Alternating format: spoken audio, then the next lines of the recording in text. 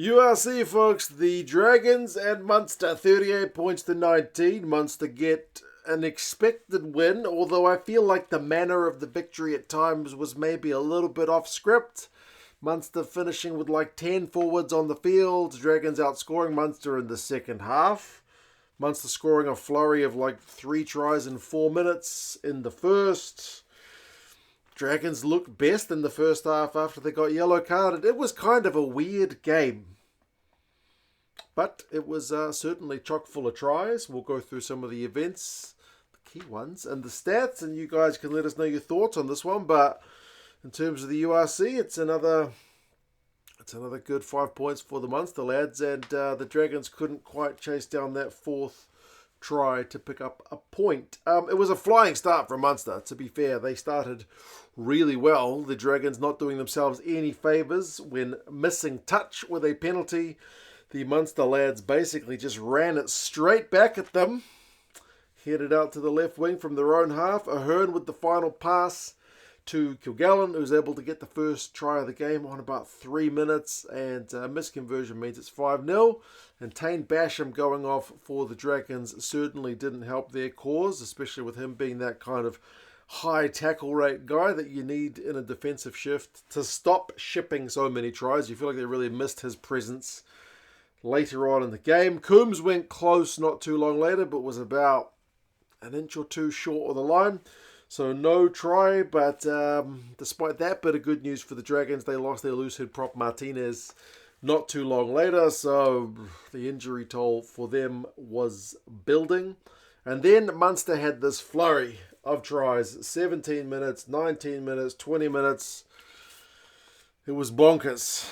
Really, really crazy. I mean, the hands from Munster were slick, but the defending from the Dragons left a bit to be desired. Kendellen got the first.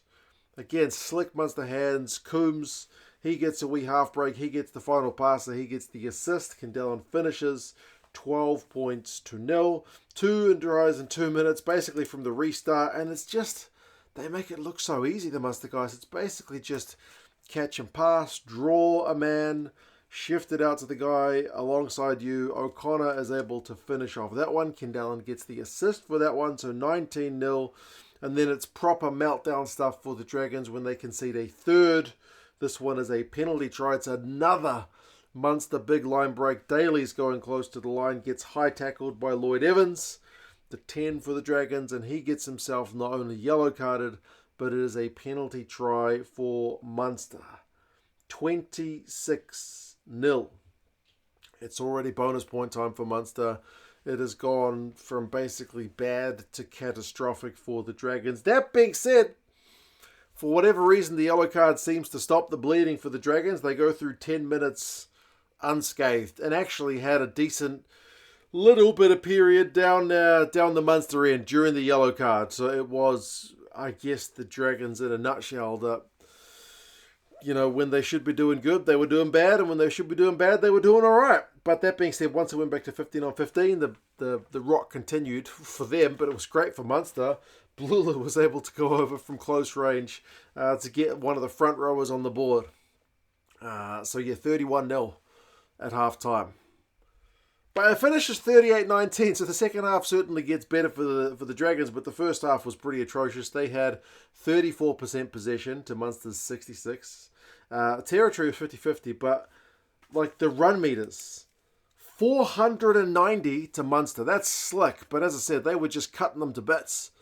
They were getting so many easy meters, making it look easy anyway. The Dragons had 59. 59 is not the lowest I have ever seen, but it's right up there. Or right down there, whichever way you want to look at it. Defenders beaten 17-3. Clean breaks 6-0. Tackle percentages are 93 for Munster, 73 for the Dragons. So, perfect half for the Munster guys, really. They've already secured the bonus point. And, it's the Dragons guys who've been suffering the injuries. But, Munster end up, as I said, with 10. We saw it a bit in the Leinster game as well, guys ending up out of position. But Munster certainly end up with some guys in interesting positions. 6-2 split on the bench. You end up with a scrum half on the wing. You end up with O'Donoghue, the loose forward, at one point on the wing. You got I mean, I do the depth charts for the international teams. Sometimes you end up with these games and it's kind of hard to put a guy in a position as to what position they were playing when things get weird. I'm glad this wasn't an international that I was having to log the positions because it was all over the shop in the second. And to be fair, the Dragons started the second half with a proper hiss and a roar. Got the crowd actually something to cheer about because, Lloyd Evans had a wee line break where he just got ankle tapped. Not too far away from the line, but then the Dragons forwards were able to go into work, go through some phases, and then the tight head prop Coleman was able to go over for their try, unconverted, but that's 5 points on the board. Then the crowd gave a second big cheer when the Dragons were able to win a scrum penalty, so it seemed like they were building a bit of momentum until the Munster Maul got going, and Hodnett was able to go over for Munster's only score of the second half. That, I guess, put pay to some of the momentum that it seemed like the Dragons might be building. Dragons had there was a few almost comical moments, like one turnover ball from Munster, chance for the Dragons to capitalise. Harry Wilson, who actually does all right from the bench, the Aussie, flings a wide ball, but it's just so massive and to touch, it's above everybody's head. It was, as I said, kind of almost comical. Then Munster with 10 forwards on the field, spitting it out right to O'Donoghue, and their one ends in touch as well. I don't know. If they'd been able to make that one stick with 10 forwards on the field, that would have been really impressive. But no, it wasn't to be. Then that man, Harry Wilson, like I mentioned, was able to get a try. 68 minutes, he goes over. Munster concede a penalty. Dragons with the tap, and a couple of phases later, they put Wilson over. He's able to power over. So from close range, good for him. 12 points on the board for the Dragons. That being said, the Dragons dropped the bloody restart.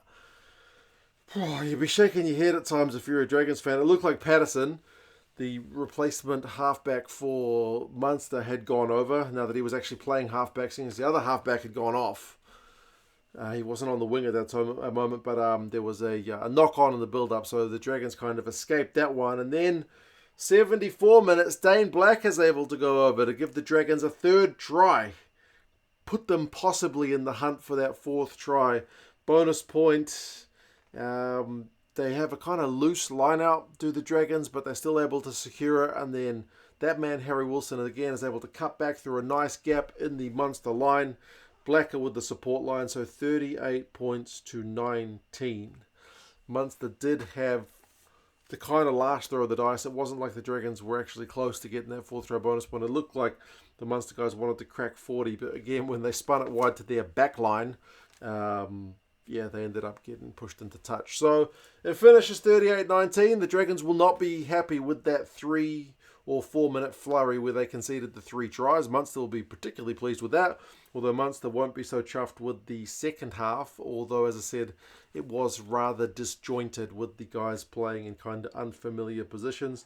Munster finished the game with 63% possession and 51% territory. The run meters is a little bit more respectable from the Dragons. Remember, it was 40, 50 something in the first half? 59. It was 277 by full time. So they actually got some go for a ball. Munster finished at 721, so also pretty impressive. Defenders beaten 26-15 to Munster. Clean breaks 9-3 to Munster. So that's 3-3 in the second half. So second half, as I said, a lot more of a match.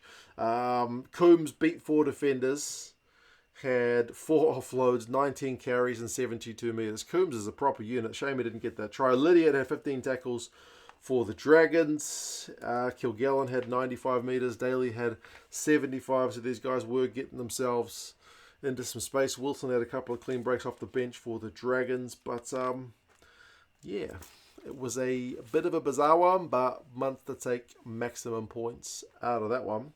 If you want to see this guy in this Munster jersey at a Buddhist temple, which looks like a church, kind of, over in China, now that the rugby's done for the day, check out that video. That's 2 Cents on Tour. It was a bizarre one in itself. But, something a bit different from the rugby. You guys let us know your thoughts on the game. And, yes, I will talk to you guys again soon. See you later.